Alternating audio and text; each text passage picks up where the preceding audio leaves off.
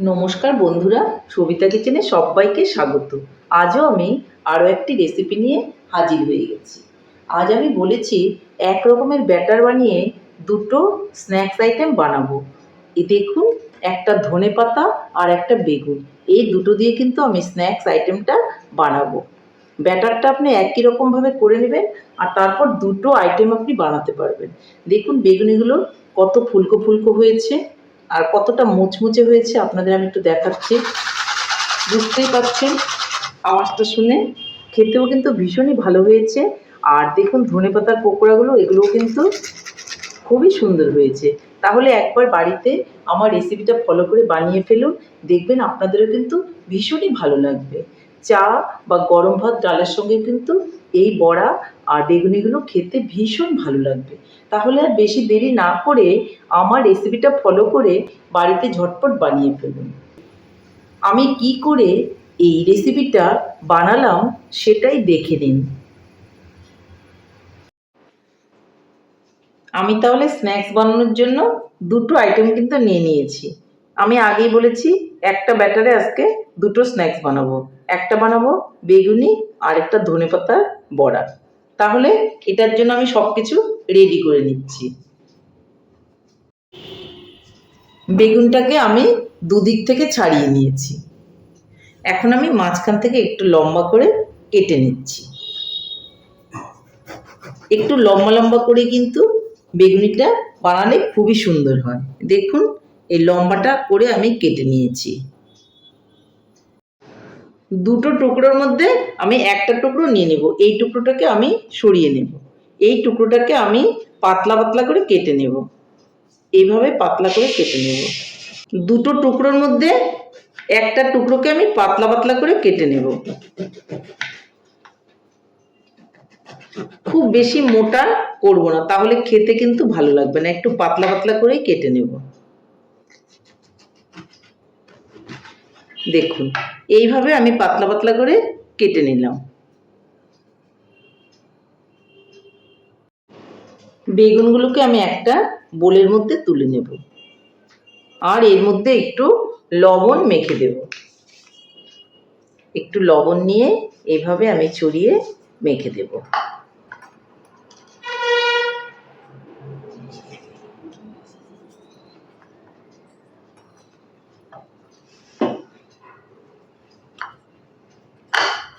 এটাকে আমি সাইডে সরিয়ে রাখবো।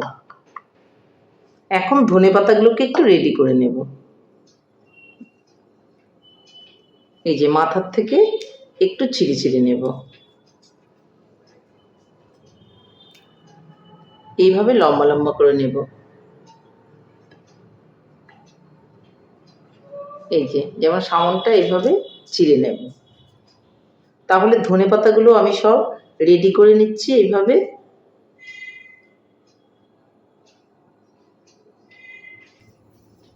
এইভাবে একসঙ্গে করে আমি রেডি করে নেব।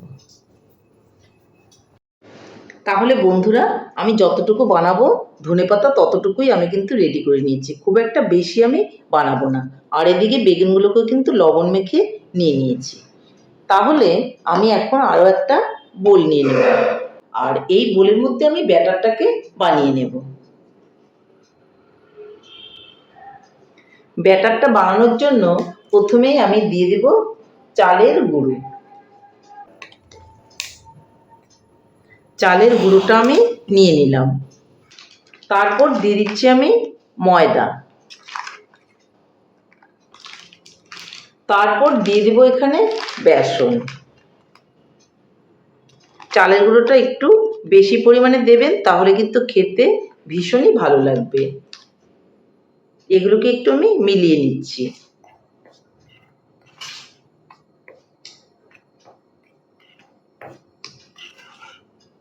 আমি কিন্তু আজকে নিরামিষ বানাবো। এর মধ্যে কিন্তু রসুন একটু পেস্ট করে দিলে খুবই ভালো হয় খেতে। আমি রসুন আদা কিছুই আজকে দেব না। খুব সিম্পলভাবে আজকে আমি এটা বানাবো। এর মধ্যে এখন দিয়ে দেব একটু হলুদ, দিয়ে দেব একটু লবণ। লবণটা আমাকে স্বাদ মতো দিতে হবে। দিয়ে দেব অল্প করে চিনি।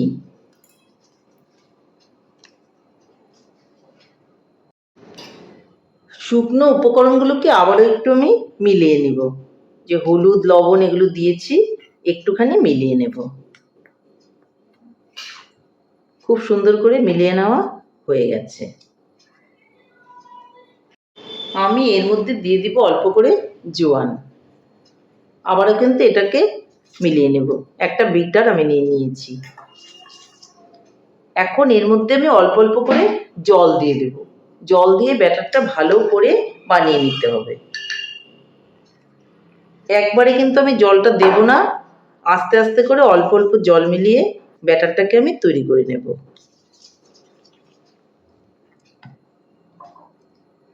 আরও একটু জল দিয়ে দিচ্ছি। এটা কিন্তু কোনো রকম গরম জল নয়, নর্মাল জল দিয়ে কিন্তু আমি ব্যাটারটাকে বানাচ্ছি। এইভাবে অল্প অল্প জল দিয়ে দিয়ে আমি ব্যাটারটাকে বানিয়ে নিচ্ছি। তাহলে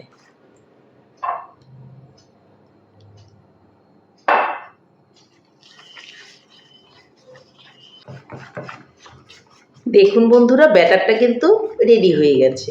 এইভাবে একটা স্মুথ ব্যাটার বানিয়ে নিতে হবে। তাহলে ব্যাটার আমার রেডি। এখন আমি চলে যাচ্ছি উনানের দিকে। আপনাদের হাতে যদি সময় থাকে ব্যাটারটা রেডি করে 10 থেকে 15 মিনিটের জন্য রেখে দেবেন। দেখবেন বেগুনিগুলো আরও বেশি সুন্দর হবে খেতে।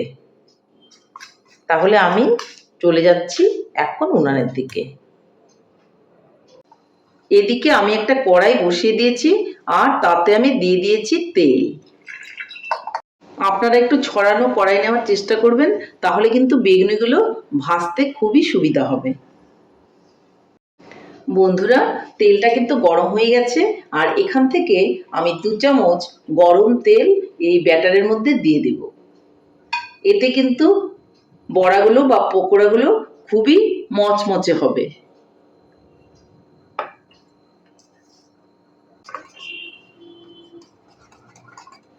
তেলটা দিয়ে খুব ভালো করে আবারও কিন্তু এটাকে মিলিয়ে নেব। দেখতেই পাচ্ছেন আপনারা, দেখুন কতটা পাতলা হয়ে গেছে, দেখতেই পাচ্ছেন। এখন আমি একটা একটা করে এখানে বেগুনিগুলো দিয়ে দেব। একটা করে বেগুন আমি নেব আর এই ব্যাটারের মধ্যে এইভাবে দিয়ে দেব। আর এখান থেকে এইভাবে আমি বেগুনগুলোকে ভেজে নেব, দেখতেই পাচ্ছেন।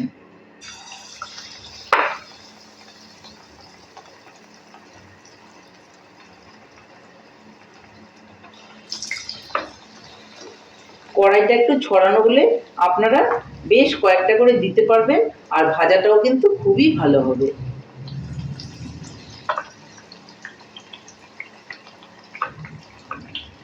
খুব সুন্দর কিন্তু বেগুনিগুলো হচ্ছে।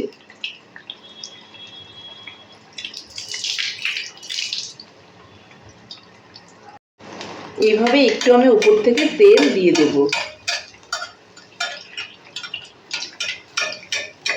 আর একটা পিঠ আমি উল্টে দেব।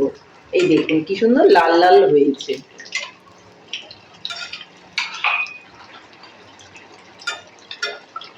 লাল লাল করে কিন্তু আমি এই বেগুনিগুলোকে ভেজে নেব। বেগুনিগুলো কিন্তু লাল লাল করে ভাজা হয়ে গেছে। এখন আমি বেগুনিগুলোকে একটা একটা করে তুলে নেব।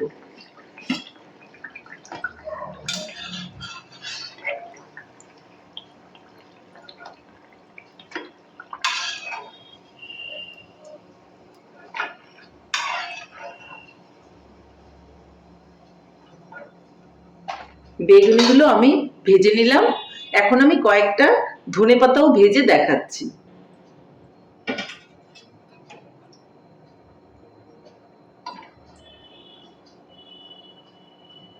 একই ব্যাটারের মধ্যে কিন্তু আমি 2 রকমের পকোড়া বানাতে পারছি, সেটা আমি আপনাদের আগেই বলেছি। ধনেপাতাগুলো একইভাবে আমি ব্যাটারের মধ্যে দিব এইভাবে, আর বড়াগুলো কিন্তু ভেজে নেব।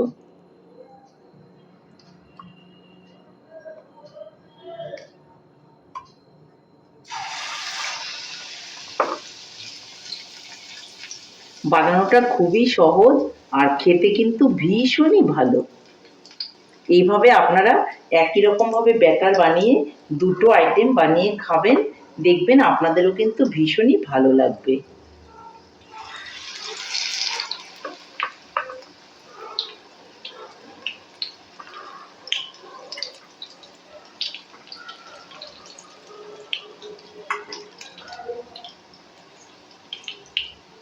দেখুন বন্ধুরা, এই ধনেপাতার বড়াগুলো কিন্তু আমার হয়ে এসছে। এইভাবে লাল লাল করেই কিন্তু ভাজতে হবে, আর আঁচটা একটু কমিয়ে দিয়ে ভাজতে হবে, তা না হলে কিন্তু ভেতরটা কাঁচা রয়ে যাবে আর উপরটা কিন্তু পুড়ে যাবে। সেই দিকে কিন্তু আপনাদেরকে খেয়াল রাখতে হবে।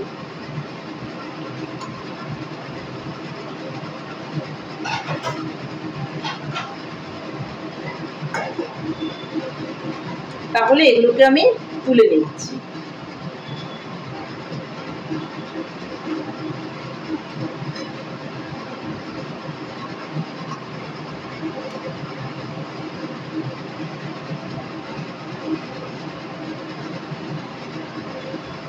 তাহলে আমি এইভাবে করে ধনেপাতা আর বেগুনিগুলো ভেজে নিচ্ছি।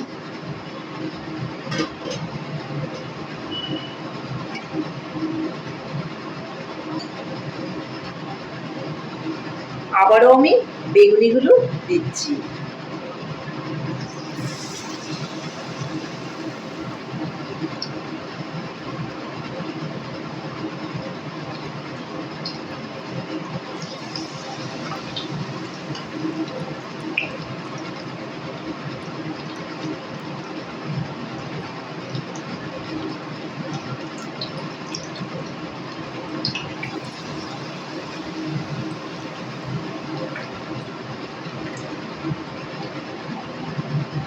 উল্টে দিচ্ছি আমি, যেটা আগে দিয়েছি।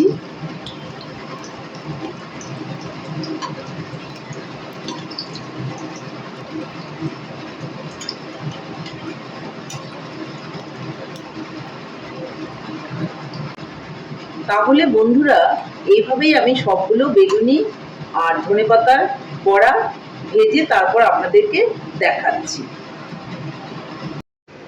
তাহলে বন্ধুরা, আমার ধনেপাতার বড়া আর বেগুনি কিন্তু ফাইনালি রেডি। বন্ধুরা, আমার রেসিপিটা কেমন হয়েছে? আমার রেসিপিটা যদি আপনাদের ভালো লাগে তাহলে লাইক, শেয়ার, কমেন্ট করতে ভুলবেন না। আর আপনি যদি আমার চ্যানেলের নতুন বন্ধু হয়ে থাকেন তাহলে চ্যানেলটা সাবস্ক্রাইব করার অনুরোধ রইল। পাশে থাকা বেল আইকনটি প্রেস করে রাখুন আমার নিত্য নতুন রেসিপির আপডেট পেতে।